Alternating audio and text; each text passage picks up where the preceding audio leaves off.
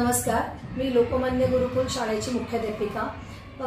लोकमान्य गुरुकुल ही शाळा 12 तासांची शाळा आहे। यामध्ये वेगवेगळे उपक्रम घेतले जातात। दर महिन्याला एक क्षेत्रभेट असते आणि या क्षेत्रभेटीमध्ये या वेळेला आम्ही विद्यार्थ्यांना पहिली आमची क्षेत्रभेट झाली दावडी डोंगरावरती। विद्यार्थ्यांना डोंगर तिथला परिसर वगैरे दाखवला आणि आता दुसरी क्षेत्रभेट जी आमची झाली ती दावडी गावातील भात शेतीसाठी। म्हणजे आम्ही विद्यार्थ्यांना भात शेती करायला नेलं होतं। तिथे गेल्यानंतर विद्यार्थ्यांनी त्या चिखलामध्ये जाऊन रोपं काढून पुन्हा रोपांची लागवड केली। मुळात हे करण्याचा उद्देश हा होता की शेतकरी उन्हातानातून राबतात, खूप मेहनत घेतात, प्रयत्न करतात आणि शेती करतात किंवा शेत पिकवतात। ज्यावेळेला आपण जेवत असतो, पानामध्ये अन्न सहज टाकून देतो, काय झालं जरासं वाया गेलं तर, हा एक त्याबाबतचं म्हणजे अशी विचारसरणी किंवा अशी वाक्य आपल्या विद्यार्थ्यांकडून किंवा मुलांकडून येतात। तर विद्यार्थ्यांना शेतकऱ्यांनी केलेली मेहनत ही कळावी। अन्न वाया जाऊ देताना आपण एक क्षण सेकंद सुद्धा लागत नाही, पण त्यामागे ते पिकवताना किती मेहनत घ्यावी लागते, किती कष्ट घ्यावे लागतात, याचा प्रत्यक्ष अनुभव यावा। किंवा काही अनुभव जे आहेत ते पुस्तकी ज्ञानातून देता येत नाही, तर प्रत्यक्ष जाऊन प्रत्यक्ष मेहनत घेतल्याशिवाय ते अनुभव येणार नाही। तर तो अनुभव देण्यासाठी आम्ही विद्यार्थ्यांना या दावडी गावातल्या शेतीमध्ये नेलं होतं। ही शेती आमच्या लोकमान्य गुरुकुलचे जे शिक्षक आहेत मंगेश गायकर दादा यांची शेती होती आणि आम्ही तिथे नेऊन विद्यार्थ्यांना तो प्रत्यक्ष अनुभव दिला। विद्यार्थ्यांना मजा आली। विद्यार्थ्यांनी अगदी नांगरही धरला दादांच्या मदतीने। शेतामध्ये नांगर धरणं सोपं नाही हेही त्यांच्या लक्षात आलं आणि या सगळ्याचा प्रत्यक्ष अनुभव विद्यार्थ्यांनी घेतला आणि त्यांना त्याच्यात खूप मजा आली। याच्यातून एक झालं की विद्यार्थ्यांनी आता मनाशी पक्का ठरवलेलं आहे की यानंतर आमच्या पानात एकही अन्नाचा कण आम्ही वाया जाऊ देणार नाही। हे इतकं विद्यार्थ्यांना समजलं ना, हे पुरेसं आहे आणि ही क्षेत्रभेट आमची यशस्वी झाली असं आम्ही गृहीत धरतो।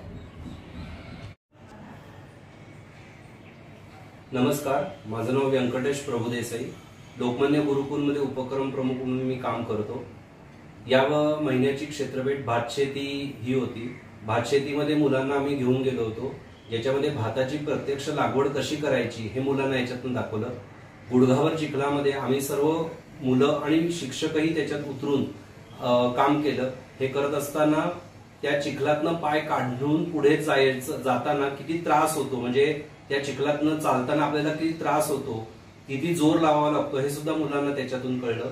आणि किती गुडघावर पाण्यामध्ये भाताचं शेत होतं, म्हणजे भातासाठी किती पाणी लागतं हे याच्यातून मुलांना कळलं। आम्ही मुलांना हेच दाखवलं की जिथे पाऊस जास्त पडतो तिथेच भाताचं पीक घेतलं जातं, जिथे पाऊस कमी पडतो तिथे भाताचं पीक होत नाही, हेही याच्यातून मुलांना कळलं।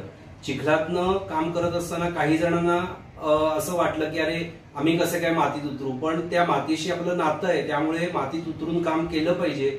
आणि इतरांच्या बरोबरीने जेव्हा मुलं उतरली सगळी, तेव्हा मग सगळीच मुलं त्या मातीमध्ये गेली आणि मनसोक्त अगदी त्यांनी त्या चिखलात उतरून काम केलं। नमस्कार, मी मंगेश गायकर, लोकमान्य गुरुकुलातील शिक्षक। आमच्या शेतात मी गुरुकुलातील विद्यार्थ्यांना शेतीची प्रत्यक्ष लागवड आणि अनुभव घेण्यासाठी घेऊन गेलो होतो। त्यामध्ये विद्यार्थ्यांना मातीचे प्रकार, विविध प्रकार सांगितले आणि शेतातील रासायनिक खतांचा वापर न करता सेंद्रिय खतांचा वापर करून शेणखत वापरून शेती कशी करायची, जेणेकरून कुठल्याही मानवाला रोगराई होणार नाही आणि पौष्टिक असं अन्न कसं मिळेल याविषयी माहिती दिली। आणि त्याचप्रमाणे विद्यार्थ्यांना नांगराचा प्रत्यक्ष अनुभव दिला की नांगर हा किती जड असतो आणि शेतकऱ्याला नांगर चालवताना किती मेहनत करावी लागते हे याचाही प्रत्यक्ष अनुभव दिला। आणि भाताचे विविध प्रकार, आमच्याकडे जया, रत्ना, वाडा कोलम यासारखी वेगवेगळी पिके घेतली जातात।